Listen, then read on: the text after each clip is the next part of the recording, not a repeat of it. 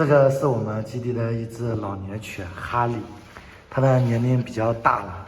当时被狗狗咬的，去医院住了3个多月，然后它的尾巴被咬伤了嘛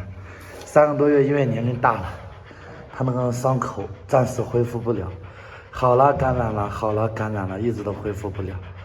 然后就是在医院住了3个多月才恢复，好不容易恢复了，然后带回来在其他区域。老是被狗狗们一起摁着咬，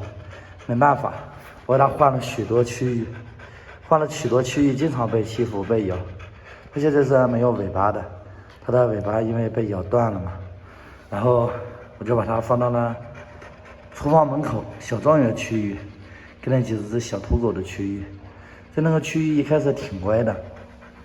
没有的狗狗咬它。但是从今年开始，许多狗狗都一起咬它，公狗，它年龄大了，然后就是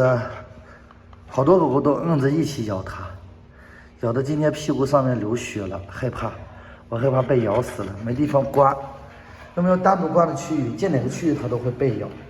所以呢，今天就把它放到了下面新建设的房子里，新建设的房子里，今天下午装窗户，装好窗户之后，就让它自己在下面吧。不然在上面迟早一天都是被咬死。看它的尾巴被齐刷刷咬断了，咬断了之后咋也装不好。然后今天下午会来装窗户，把这边的窗户装好之后，然后把地拖一下，给它放点狗粮，窗户跟门全部装好了嘛。装好了窗户跟门之后，就让它住在下面，不让它上去了，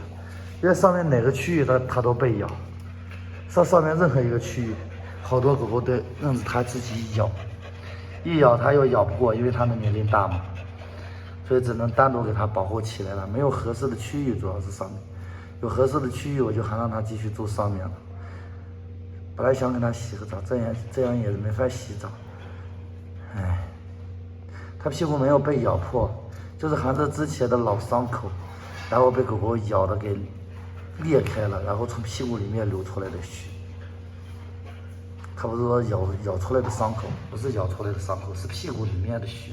大家不用担心。等装好窗户，把这个地好好拖一拖，收拾一下干净了之后，然后就让它住在下面这个屋子吧。今天下午把窗户门窗都装好了嘛，就。